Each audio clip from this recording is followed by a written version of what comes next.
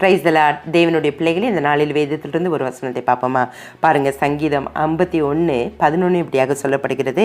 உமது சமூகத்தை விட்டு என்னை தள்ளாமலும் உமது பரிசுத்த ஆவியை என்னிடத்திலிருந்து எடுத்துக்கொள்ளாமலும் இரும் என்று தாவீது ஆண்டவரை நோக்கி வேண்டுகிறாரு. ஏன் அப்படின்னா, அவர் ஒரு பாவத்தில் பலவீனத்தில் விழுந்துட்டாரு.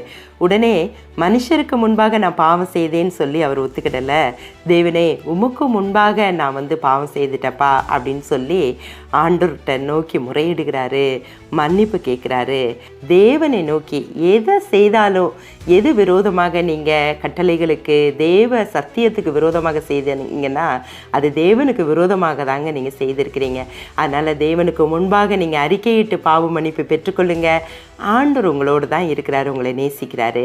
நீங்கள் சோர்ந்து போத்தவில்லை. இயேசு இந்த நாளை உங்களுக்கு ஆசீர்வாதமாக மாற்றி கொடுப்பார். ஆமென்.